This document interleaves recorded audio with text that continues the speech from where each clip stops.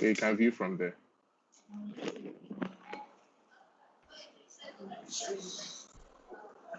Hello and welcome to this live episode of Dev TV. We are in conversation with a mechanical engineer that's trying and working very hard to make agriculture sexy again in Nigeria. He leads a team of very smart, creative, young African professionals that are combining brain technology and inclusive financing to bring agriculture to the sort of scale that will change things and elevate people out of poverty, and at the same time make profit from it. Please join me in welcome Mr. Ayodeji Balogun. Good morning, sir. Pleasure to be here. Can you hear me? Yeah.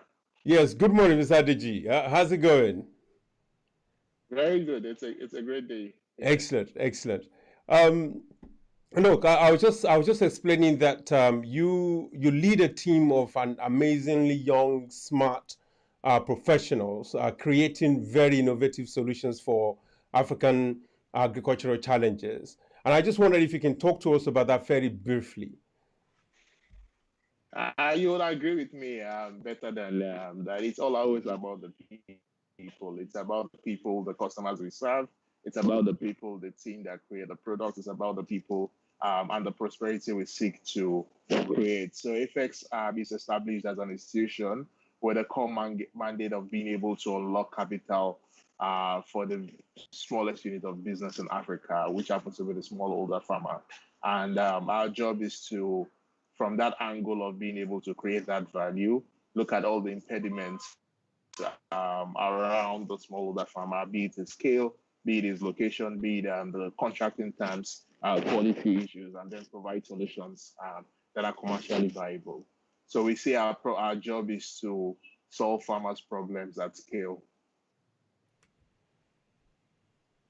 Okay, so some of the issues that most companies have come across, really, especially when talking about scale, is the difficulties in terms of the logistics, difficulties in terms of organizing these farmers, difficulties in terms of including the most productive gender in Africa, the women. I just wondered what were the what was the driving force behind your focus on inclusive businesses such as yours? More importantly, how does that translate to profit? Because I know you are a profit-making organization, are you not? Yeah. So for us, one of our investors has promotes this principle of Afro-capitalism, which fundamentally defines what the role of businesses in Africa should be, which is that doing good and creating social values should be concurrent in the business model. So as you make money and build prosperity, you also create social values, and not the common assertion that you first create value and shareholder value, then you then distribute some of that value. So in our case, solving the critical problem around productivity of farmers, food security of the country and the region, things around income, livelihoods, inclusiveness of women farmers into mainstream agriculture, and resource share, which we think they are fundamentally constrained. Financial inclusion, which we think is a driving force of poverty in agriculture, and we think should be resolved. Building solutions around these things are at the core of what we do. So they are not problems that we solve when we want to. That's actually the business that we do. So okay, so your core business is commodities exchange. Is that right? Would I be correct in saying that? Because it appears that your solutions and your business is extending beyond what a typical exchange company would even any agricultural company would do. They usually would select a particular area of agriculture, focus on either primary production or processing. So how does an exchange such as yours move into organizing farmers, creating infrastructures, creating technology that really resolves some of the binding constraint for smallholder farmers. How does that really extend your own business model and the profitability that may come from it?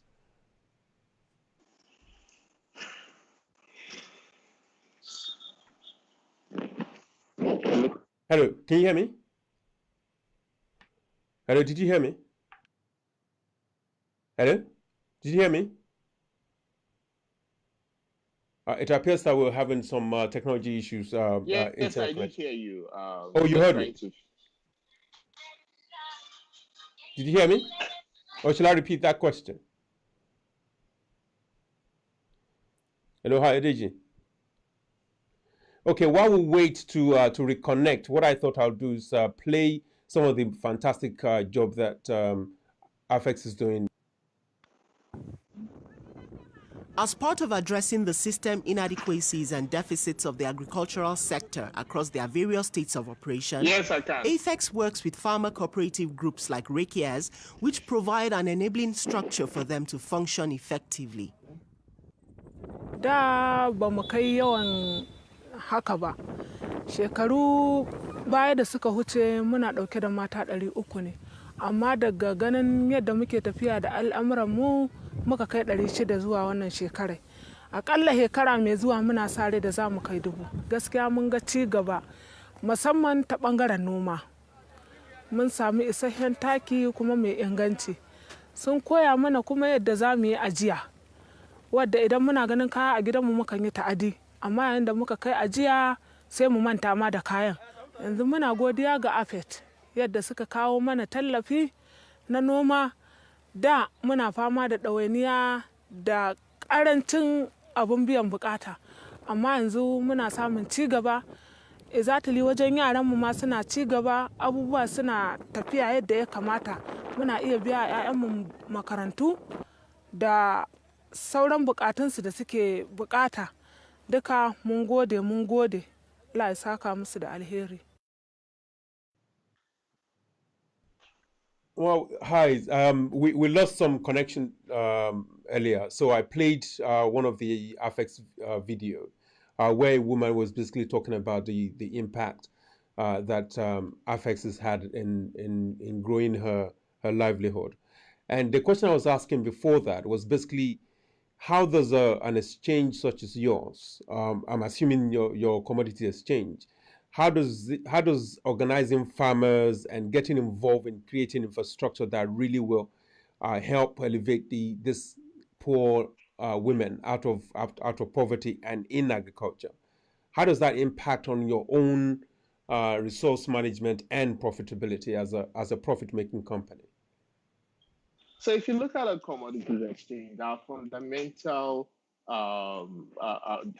role is to organize the market in a way that transaction can be settled efficiently and seamlessly and with trust embedded in. The fundamental asset that we trade in is trust.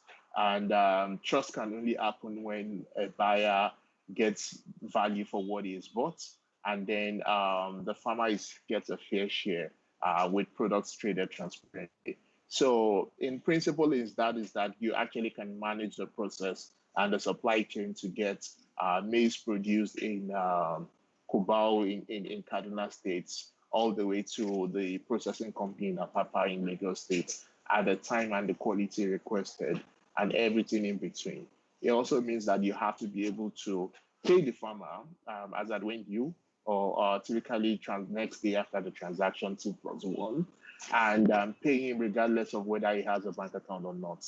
And to the extent that you wouldn't carry cash across over 40 operations that we have across the country, it then needs that to provide that solution, then it works for you to provide financial inclusion as a service for him so that you get him into the financial service, the financial system, and then it begins to access several other financial services available, from being able to receive payments to making transfers to saving to micro insurance to access to credits.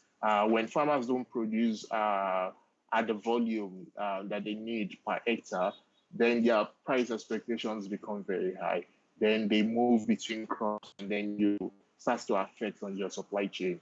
or the pricing of the commodities. But when you are able to unlock them to invest adequately on the farm, then they make returns between 3 to 4 times of what they would have made without any additional inputs on the farm. And that allows them to repay the loan, but also have enough commodities to trade through the platform. So it increases your volume. You also can cross-sell to them across several services. That against only trading commodities, I can, organize financing for the farmers and earn a fee for it. It can store its excess products on at the exchange for a fee under our storage as a service program. It could sell it forwards, and then we still make money when it sells forward, but it makes a whole lot more being able to delay sales from the point of harvest to selling when prices are higher. So it's a two-way street, and to the extent that you're innovative and you're efficient in the structures that you've provided, you'll be able to create value and then earn from that same value.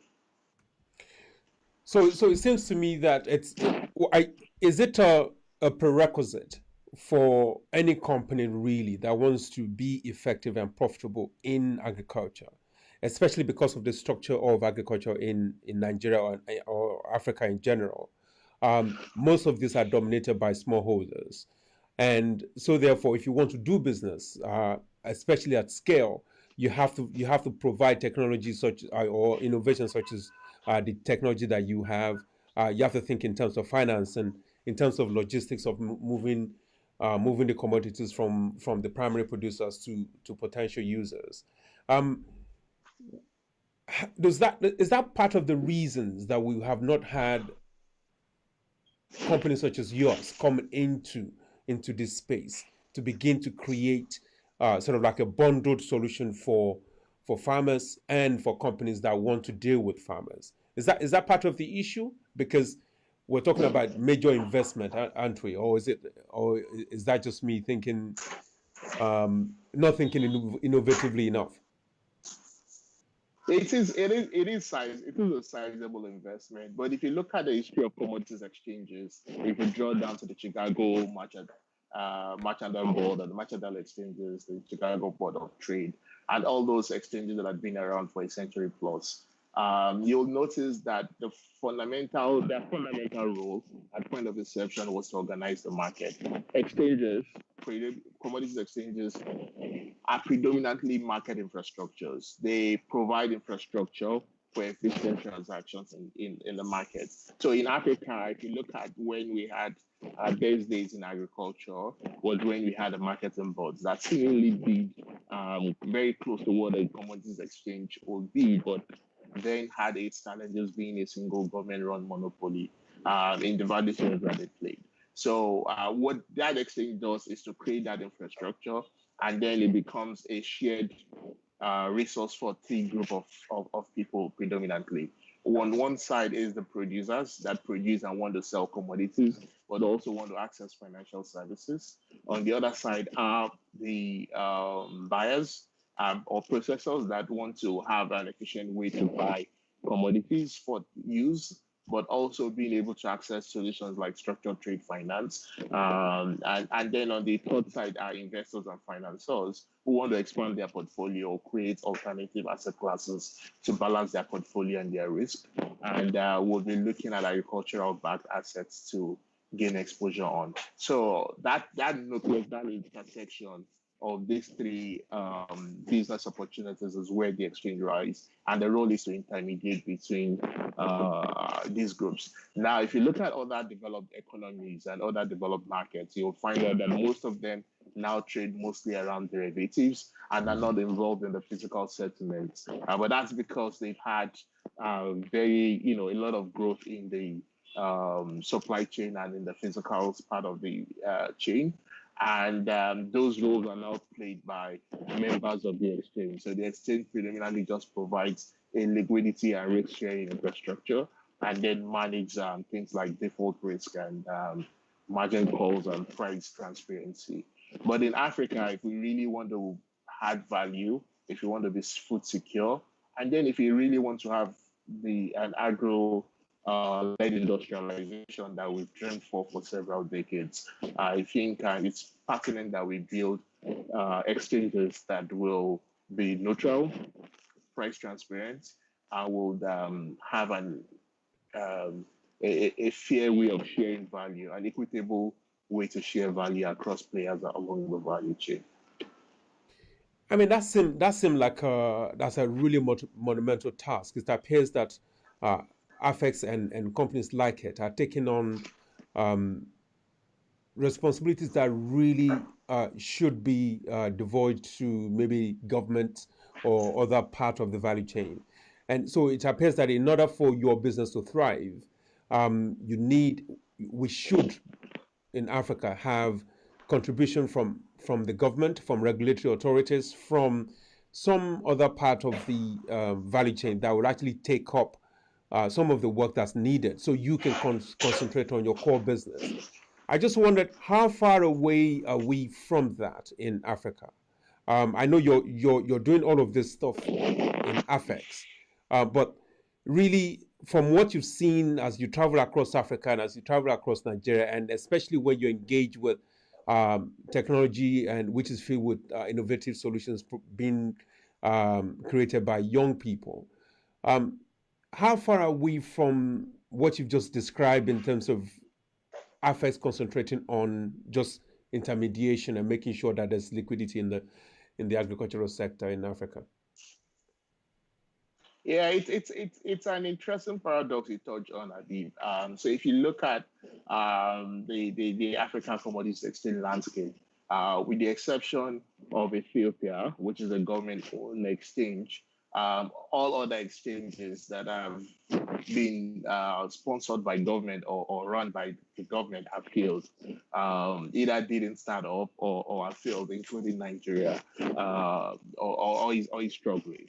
On the other side, if you look at the South Africa Futures Exchange, which is the most liquid, it started as a private venture, but definitely, like you mentioned, supported by government. So there is a role for government, but like we like to say in the business community in Nigeria, government has no business in business. They should play the facilitation role. They should orchestrate the markets and bring players together.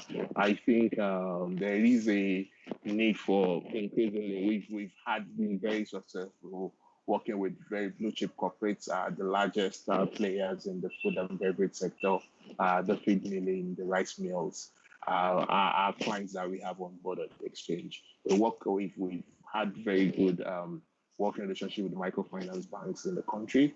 We continue to work with a few commercial banks that are disposed to lending in agriculture. And going forward, we're engaging very strongly with the capital markets. Our positioning as a financial institution, being an active player in the Nigerian capital market, positions us to uniquely unlock capital and smart capital to the sector.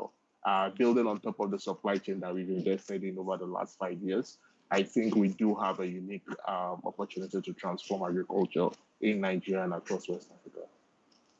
No, I mean it's fantastic what you're doing. I'm especially encouraged because of I've in my economic development work, I've come across your company, and the infrastructure you're creating in terms of how smallholders can effectively store their grains over a period and hopefully get some additional value during the off season. Now, what role do you think donor projects really need to be focused on in helping companies such as yours to actually get to the scale that we've been trying to get to since we started or since independence in Nigeria? Donor projects are here. We're supposed to be creating business opportunities for investors such as yourself and other investors to actually really bring all of these innovations that you're bringing to the market, to bring it to the scale that will really change poverty levels in Nigeria and Africa in general. What are the specific things that you think donor projects really need to be concentrating on? And what are the things that we don't do very well as development projects that you think we ought to really try and tighten up so we can help corporations such as yours to thrive better? Thank you, everybody. I think there is a fundamental within the donor community assumption that if I do give a farmer, or even more actually, if I train one person in the community and he can train pass that same 3, 4, 5 hour lecture to another 50 or 100 peers, I actually can raise their income. I think education is good and great, but if it was a end in and of itself, we shouldn't have a poor farmer left, in a country like Nigeria. I think education is great, but imagine if you had the best educations, but you couldn't get a job. You almost could argue that to what extent is it? I think economic empowerment and including smallholder farmers as economic actors is must come with education. You have to train them on best practices and agronomy, but you also have to have market interventions that provide access to the right inputs that they need to use to practice what they've learned. And then when they harvest, they need to have standardized storage. We wouldn't expect a smallholder farmer to build a warehouse on himself. So we need storage as a service where he can pay for his 3 bags and then store it for 45 days and then pay for what is stored and not own the capex or store it at the back of his house where he lose between 15 to 20% of the value due to quality degradation. So I think development partners, and we increasingly we're seeing a lot more of that need to work with commercial players. I think what the commercial partners bring in prudence, efficiency, and the ability to execute to the ground. While development partners can provide risk sharing structures, they could invest um, in infrastructure that could make the cost of providing those services prohibitive to the farmers. And then education could come where you have a market solution. But I think because it's the easiest part to execute of the entire process of what you need to really empower a farmer, everybody throws their dollars behind training and capacity building. But then it's proven over 3, 4 decades that it's not a solution in and of itself. So I would say more collaborative approach should be employed by development partners. And so just one last question. I know you have to rush. Um, what is the role of finance in stimulating investment? And I say finance, I mean finance from, or perhaps partnership from development project to catalyze more investment. Because one of the things that I've come across, especially working in Nigeria, is that a lot of people are interested in some of the solutions, some of the intervention models that development projects come up with, but the risk is too great, and we don't have the investment infrastructure that would really support taking that level of risk. The insurance is not particularly great when it comes to insuring against potential losses in agriculture or any form of investment. One of the things that donor projects have been struggling with is the type of partnership that they should have with companies such as yours. The donors are not expected to invest money and make profit out of it. They're supposed to be supporting companies like yours. Now, I just wondered if joint investment in a particular solution is not a way forward for agriculture, especially the relationship that companies such as yours will have with donor projects. I just wonder what your thoughts is about that. I think it's a continuum. So if you look at the investment horizon, it's a continuum.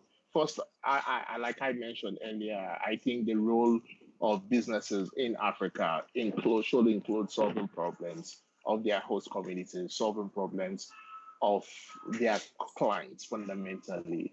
I think in Africa, the definition of capitalism needs to be defined to meet the needs of our era.